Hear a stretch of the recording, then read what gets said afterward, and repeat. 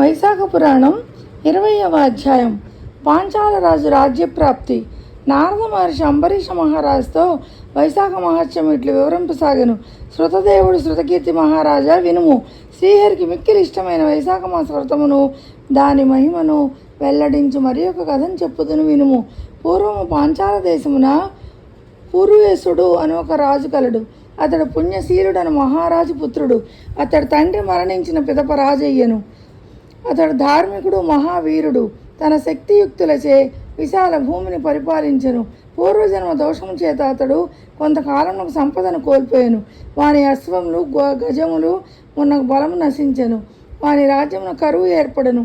ఆ విధముగా వాని రాజ్యము, కోశము బలహీనములై గజము మింగిన వెలగపండు వలె సారవిహీనములయ్యను. వాని బలహీనతను పెరిగి వాని శత్రువులందరూ కలిసి దండెత్తి వచ్చిరి. యుద్ధంలో ఓడిన రాజు భార్యకు సిఖినితో కలిసి పర్వత గుహలో దాక్కుని 53 సంవత్సరముల కాలం గడిపెను. ఆ రాజు తనలో ఇట్లు విచారించెను: నేను ఉత్తమ వంశమును జన్మించి తిని, మంచి పనులను చేసి తిని, పెద్దలను గౌరవించి తిని, జ్ఞానవంతుడను, దైవభక్తి ఇంద్రియ జయము కలవాడను, నా వారును నా వల్లనే సద్గుణవంతులు నేనేమి పాపం చేసి తినని నాకు ఇట్టి కష్టములు కలిగినవి. నేను ఇట్లా అడవిలో ఎంతకాలం ఉండవలేనో కదా అని విచారించి తన గురువులకు ఆజుడు ఉపయాజకుడును గురువులను తలుచుకొనును. సర్వజ్ఞులకు వారిద్దరిని రాజు స్మరింపగానే వాని వద్దకు వచ్చిరి. రాజు వారిద్దరికీ నమస్కరించి యథాశక్తిగా ఉపచారములను చేశాను. వారిని సుఖాసీనులు గావించి దీనుడై వారి పాదములందు పడి, నాకిట్టి స్థితి ఎలా వచ్చాను, నాకు తరుణోపాయం చెప్పుడని వారిని ప్రార్థించాను. వారు రాజును లేవదీసి కూర్చుండబెట్టి రాజు చెప్పిన మాటలు వినిరి. వాని మనోవిచారం గ్రహించితిరి. క్షణకాలం ధ్యానమగ్నులై ఇట్లన్నిరి: రాజా, నీ దుఃఖమునకు కారణం వినుము. నీవు గత 10 జన్మలలో క్రౌర్యము కలిగిన కిరాతుడవు. నీ యందు ధర్మ ప్రవృత్తి కొంచెమైననూ లేదు. సద్గుణములు ఏవియూ లేవు. శ్రీహరికి నమస్కరింపలేదు, శ్రీహరిని కీర్తింపలేదు, శ్రీహరి కథలను వినలేదు. గత జన్మమున నీవు సహ్యపర్వతమున కిరాతుడవై ఉంటివి. అందరినీ బాధించుచు బాటసారులను దోచుకొనుచు నింజమగు జీవితమును గడుపుకుంటివి. నీవు గౌడ దేశమున ఉన్న వారికి భయంకరుడవై ఉంటివి. ఇట్లు 5 సంవత్సరములు గడిచినవి. బాలులను, మృగములను, పక్షులను, బాటసారులను వధించుటచే నీకు సంతానము లేదు. నీకు ఈ జన్మయందు సంతానం లేకపోవటకు నీ పూర్వకర్మ ఏ కారణము? నీ భార్య తప్ప నీకెవరూ అప్పుడు లేకుండిరి. అందరినీ పీడించుట చేత, దానమన్నది లేకపోవట చేత నీవు దరిద్రుడవుగా ఉంటివి.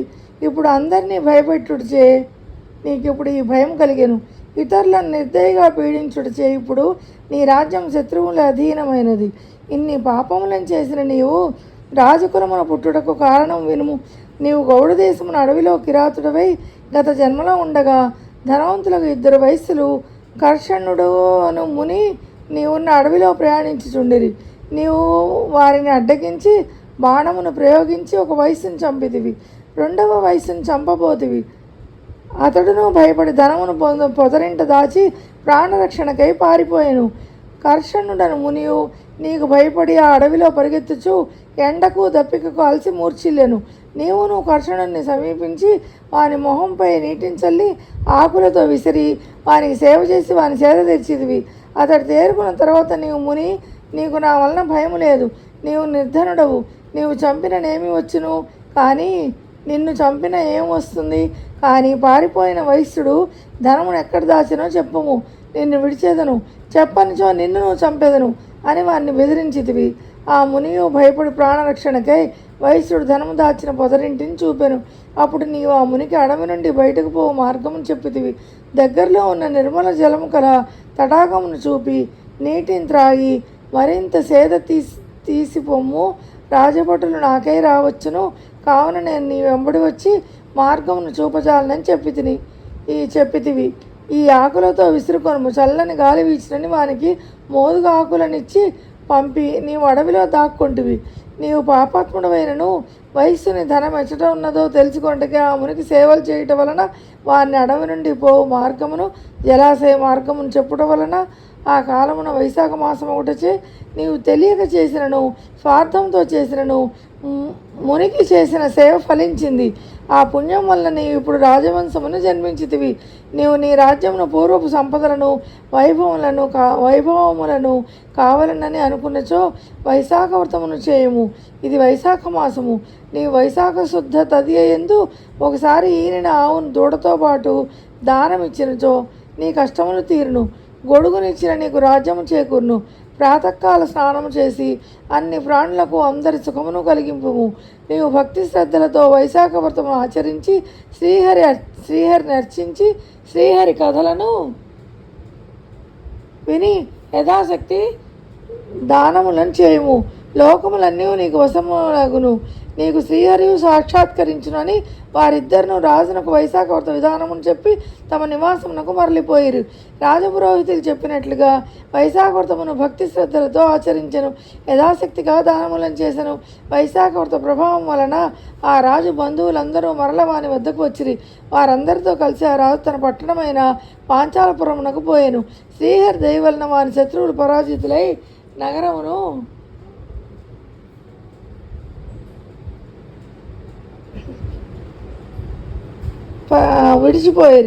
పరాజితులై నగరమును విడిచిపోయిరి. రాజు అనాయాసముగా తన రాజ్యమును తిరిగి పొందెను. పోగొట్టుకుని సంపదల కంటే అధికంగా సర్వ సంపదలను పొందెను. వైశాఖ వ్రత మహిమ వలన సర్వమును సంపన్నమై వాని రాజ్యము సుఖశాంతులతో ఆనందపూర్ణముగా ఉండెను. వానికి దృష్టకీర్తి, దృష్టకేతువు, దృష్టజుమ్నుడు, విజయుడు, చిత్రకేతువు అనే 5 పుత్రులు, కుమారస్వామి అంతటి సమర్థులు కలిగిరి. ప్రజలందరూ వైశాఖ మాస వ్రత మహిమ వలన రాజానురక్తులై ఉండిరి. రాజును రాజ్య వైభవము సంతానము కలిగినను భక్తి శ్రద్ధలతో వైశాఖ వ్రతమును ఆచరించి యథాశక్తి దాన ధర్మములను చేయుచుండెను. ఆ రాజునకు గల నిశ్చల భక్తి సంతసించి శ్రీహరివానికి వైశాఖ శుద్ధ తృతీయ, అక్షయ తృతీయ నాడు ఆ రాజునకు ప్రత్యక్షమయ్యను. చతుర్బాహువులయందు శంఖ చక్ర గదా ఖడ్గములను ధరించి పీతాంబరధారి అయి వనమాలా విభూషితుడై లక్ష్మీదేవితో గరుడాది పరివారముతో ప్రత్యక్షమైన పరమాత్మయగు అచ్యుతుని చూసి ఆ రాజు శ్రీహరిని చూడలేక కళ్ళు మూసుకొని భక్తితో శ్రీహరిని ధ్యానించెను. కళ్ళు తెరిచి ఆనంద పరవశుడై గగురు పొడిచిన శరీరంతో గద్గద స్వరంతో శ్రీహరిని చూస్తూ ప్రభుభక్తితో ఆనంద పరవశుడై శ్రీహరిని ఇట్లు స్తుతించెను అని శృతదేవుడు శృతకీర్తికి చెప్పినని నారద మహర్షి అంబరీషునితో పలికెను. వైశాఖ పురాణం 20వ అధ్యాయం సంపూర్ణం.